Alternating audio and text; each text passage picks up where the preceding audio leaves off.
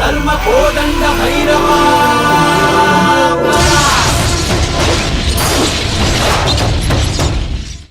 ವಾರ್ಡ್ನ ಭೈರವೇಶ್ವರ ನಗರದಲ್ಲಿ 2009ರಲ್ಲಿ ನಾನು ಪ್ರಥಮ ಬಾರಿಗೆ ಶಾಸಕನಾಗಿದ್ದಾಗ ಇದೊಂದು ಉದ್ಯಾನವನ ಮಾಡಿದ್ದೆ.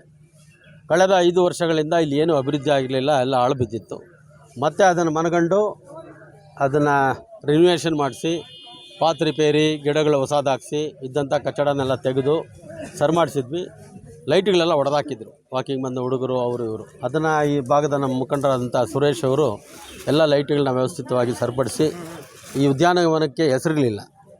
ಶೆಟ್ಟಳಿದ ಭೈರವೇಶ್ವರ ನಗರದ ಅನ್ನೋ ಗೊಂದಲ ಇತ್ತು. ಅದಕ್ಕೆ ಕೆಂಪೇಗೌಡ ಮಿನಿ ಉದ್ಯಾನವನ ಅಂತ ಇವತ್ತು ನಾಮಕರಣ ಮಾಡಿದ್ದೀವಿ. ಈ ನಾಡನ್ನು ಕಟ್ಟಿದಂಥ ನಾಡಪ್ರಭು ಕೆಂಪೇಗೌಡರ ಹೆಸರನ್ನು ಈ ಉದ್ಯಾನವನಕ್ಕೆ ಇಟ್ಟಿದ್ದೀರಿ. ಚಿಕ್ಕದಾದರೂ ಚೊಕ್ಕಟವಾಗಿ ವ್ಯವಸ್ಥಿತವಾಗಿದೆ. ಅನೇಕ ಪೌರ ಕಾರ್ಮಿಕರಿಗೆ ನಮ್ಮ ಮುಖಂಡರಾದ ಸುರೇಶ್ ಅವರು ಇವತ್ತು ಸನ್ಮಾನ ಮಾಡಿದ್ದಾರೆ. ಪೌರ ಕಾರ್ಮಿಕರಿಗೆ ಸನ್ಮಾನ ಮಾಡೋದು ಭಾಳ ಕಮ್ಮಿ, ವಿರಳ. ಆದರೆ ಅಂಥ ಪೌರ ಕಾರ್ಮಿಕರಿಗೆ ಸನ್ಮಾನನ ಮಾಡಿದ್ದಾರೆ. ಅದರೊಟ್ಟಿಗೆ ಈ ಗ್ರಾಮದ ಹಿರಿಯರು, ತಾಯಂದಿರು, ಮಾಜಿ ಗ್ರಾಮ ಪಂಚಾಯತ್ ಸದಸ್ಯರು, ಮಹಿಳೆಯರು ಎಲ್ಲರಿಗೂ ಕರೆದು ತಿಂಡಿ ಕೊಟ್ಟು ಉದ್ಯಾನವನ ಕೆಂಪೇಗೌಡ ಮಿನಿ ಉದ್ಯಾನವನ ಅಂತ ನಾಮಕರಣ ಮಾಡಿ ದಂಪತಿಗಳಿಬ್ಬರು ತನ್ನ ಸಮಾಜ ಸೇವೆನ ಇದೇ ರೀತಿ ಅನೇಕ ವರ್ಷಗಳಿಂದ ಮುಂದುವರಿಸ್ತಾ ಬಂದಿದ್ದಾರೆ. ಸಾಯಿ ಫೌಂಡೇಶನ್ ಅಂತೇಳಿ ಒಂದು ಫೌಂಡೇಶನ್ ಪ್ರಾರಂಭ ಮಾಡಿ ಇಂಥ ಸಾಮಾಜಿಕ ಚಟುವಟಿಕೆಗಳಲ್ಲಿ ಎಲ್ಲಿ ಕಷ್ಟದಲ್ಲಿದ್ದಾರೆ, ಎಲ್ಲಿ ವಿದ್ಯಾಭ್ಯಾಸಕ್ಕೆ ಕೊರತೆ ಇದೆ, ಎಲ್ಲಿ ಸಮಾಜದ ಮಧ್ಯೆ ಕೆಲಸ ಕಾರ್ಯಗಳ ಕೊರತೆ ಇದೆ ಅಂಥದ್ದನ್ನೆಲ್ಲ ಗಮನ ಕೊಟ್ಟು ಕೆಲಸ ಮಾಡ್ತಾಯಿದ್ದಾರೆ. ದೇವರು ಅವ್ರಿಗೂ ಒಳ್ಳೇದು ಮಾಡಲಿ. ಕೆಂಪೇಗೌಡರು ಈ ನಾಡನ್ನು ಕಟ್ಟಿದಂಥವ್ರು.